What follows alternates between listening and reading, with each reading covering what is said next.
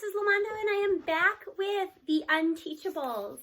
We are at chapter 13 and this is told from Mr. Kermit's perspective. Excuse me. No one can stop the passage of time. I've tried, it can't be done. Case in point, every year in early October, Spirit Week comes along. It's like death and taxes. Actually, my 106-year-old grandfather is doing a better job at putting off death than I am at avoiding Spirit Week. There's only one word for it: inevitable. At the sight of the truck from Oriental Trading, I head for the faculty lounge, fill the toilet bowl with coffee, and sit in the dark corner, steeling myself for what's ahead. My fellow teachers cast sympathetic glances in my general direction, but no one approaches me directly. They know there's nothing they can say. Already those South African air horns from Hades have begun to sound in the halls. Once the mother lode is passed out, the noise will be beyond imagination. When the cacophony starts, I resolve to close my eyes and dream of June, of early retirement, of a life beyond these walls. I'll unwind, relax, maybe travel, avoiding South Africa, of course, and any other countries where Vuvuzelas are part of the local culture. There's only one thing with half a chance of getting me through this: the thought that Spirit Week, awful as it is, will be my last. I arrive at room 117 to find it empty. For a fleeting instant, I toy with the possibility that my dreams have come true and every single one of the students is absent on the same day. Maybe they all have given each other mono. That would mean I could miss Spirit Week altogether. The intercom interrupts that pleasant thought. Mr. Kermit, it's Bonnie Fox in the nurse's office. I've got Bernard Anderson with me. The name doesn't ring a bell. Bernard? You know, the boy they call Barnstorm? Someone stepped on his foot. When I asked for a name, he clammed up. I'm worried there might be some kind of bullying involved. I almost ask if the others are with him, but I keep my mouth shut. On the off chance that it's true, she might send them back. He's already got crutches, but it seems to be unrelated, the nurse goes on. I've iced the foot, but Bernard refuses to let me call his parents. He says he doesn't want to miss anything. Spirit Week, I mutter. Even students who are deliberately excluded still find something irresistible with this three-ring circus. Into the intercom I add, thanks for letting me know. Please don't feel like you have to send them back to class anytime soon. Take your time. We don't want to risk re-injury. I break the connection. One mystery solved, 6 to go. Except, is it really a mystery if you don't care? Just the fact that they're absent is enough for me. At that moment, the PA system crackles to life. Your attention, please. It's Principal Vargas. Her voice seems higher pitched than usual and a little shrill, like she's under stress. 7 large cartons are missing from the loading bay. That's all the Vuvuzelas for Spirit Week. Perhaps someone thinks this is a joke. I assure you it isn't. That is stealing, pure and simple. If the school doesn't get its property back immediately, we'll turn the matter over to the police. I sit down at my desk and open the paper to the crossword puzzle. Who would have believed that Spirit Week could start out on such a hopeful note? First, no students. Next, no Vuvuzelas. How could it be any better? Superintendent Thaddeus being abducted by aliens? I frown. Missing students, missing Vuvuzelas. Miss Fountain bursts in from next door. At the sight of the empty desk, she exclaims, Mr. Kermit, where are your students? I shoot her a coy look. Shh, you'll jinx it. But, totally flustered, she rushes across the room and yanks up the Venetian blinds. An appalling sight meets my eyes. A pickup truck is jouncing across the schoolyard. Not just any truck, Parker's truck. The payload is piled high with boxes. Parker is at the wheel, his face and shoulder crowded up against the driver's side window by the rest of the missing Unteachables. 3 more jog alongside the pickup. They hate me, I exclaim.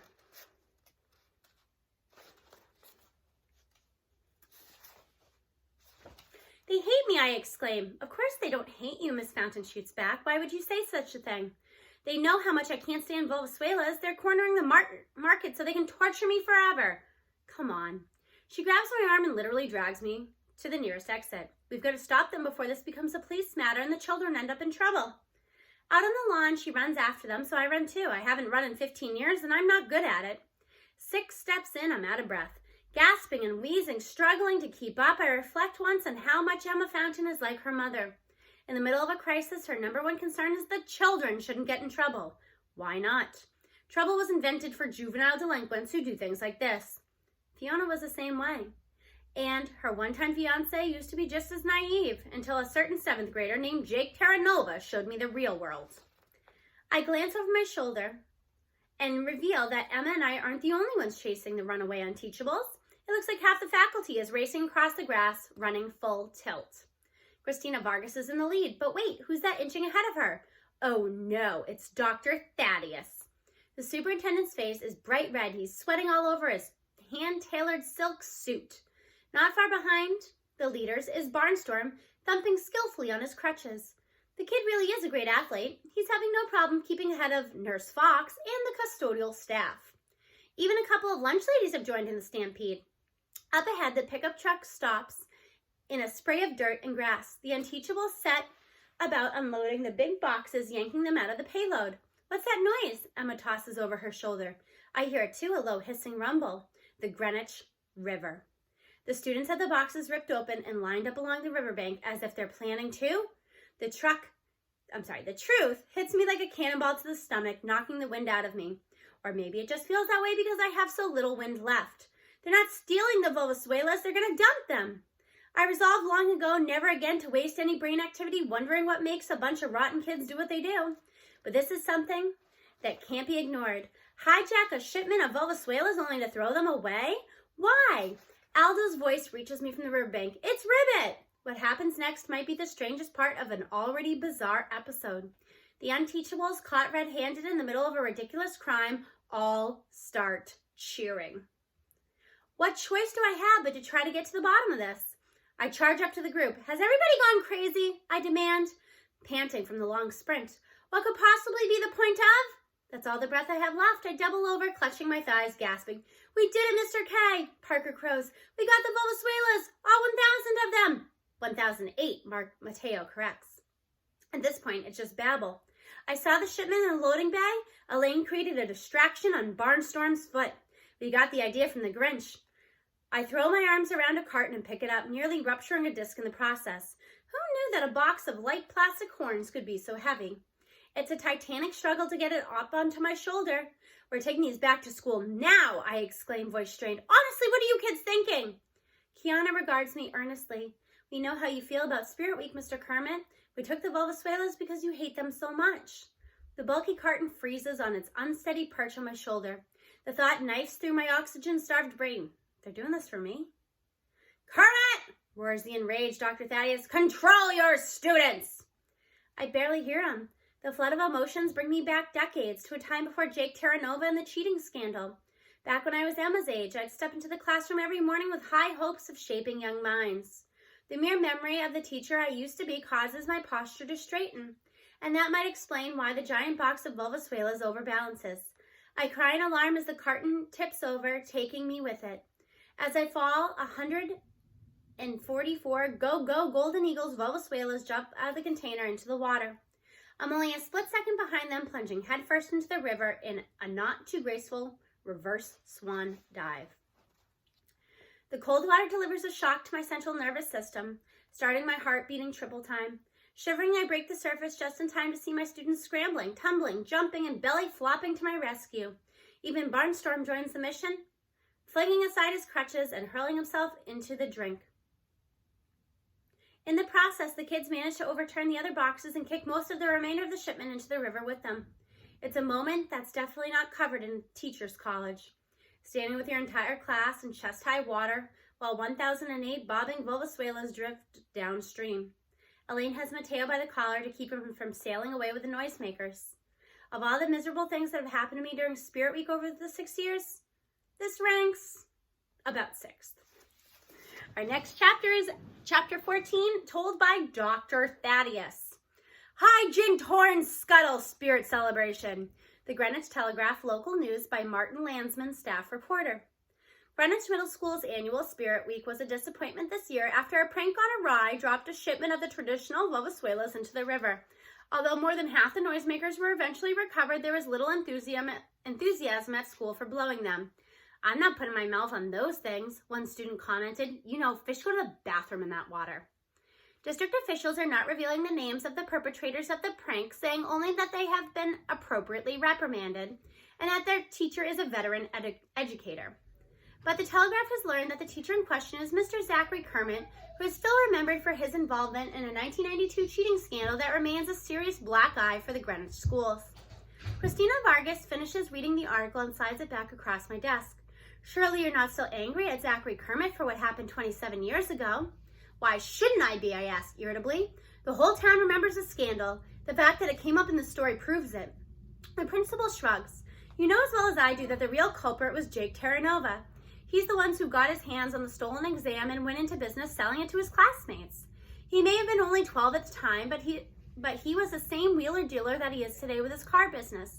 All Zachary was guilty of was being fooled like everyone else. Like me, for one, and you. I grimace. Superintendent is a powerful job, but a lonely one as well. When big decisions have to be made, there's no higher authority to appeal to. You are the law. Christina's right that in 1992, Zachary Kermit knew nothing about what the Terranova kid was up to. But when you're the big boss, you don't have the luxury of considering things like that. All that matters is optics. How does it look? In 1992, it looked very bad. And if the mere mention of Zachary Kermit's name reopens an old wound in a newspaper article written by a reporter who probably wasn't even born in 1992, then the optics haven't gotten any better. An elephant never forgets. The people of Greenwich have memories that are longer still. The district wasn't exactly supportive when the cheating scandal was going on.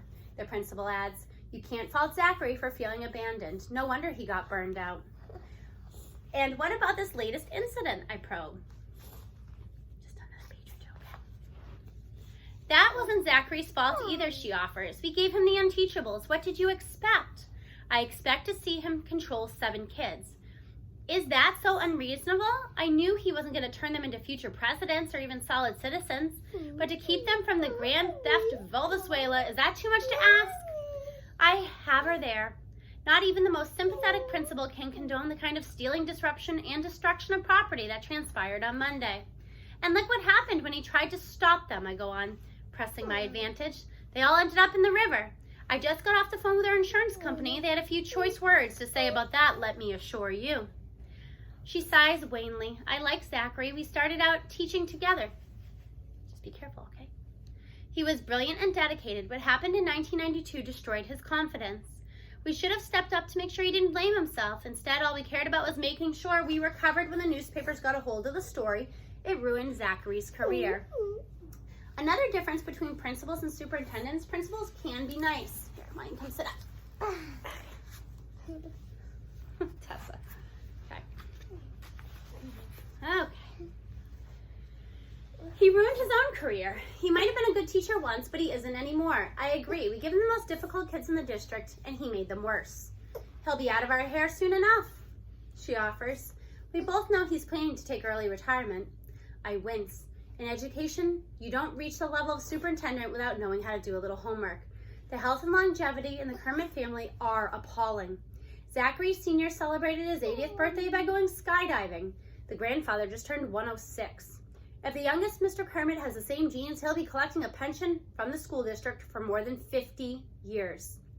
The taxpayers of Greenwich shouldn't be on the hook for a bad teacher, I tell her. If he's fired for a cause, he'll get no pension at all.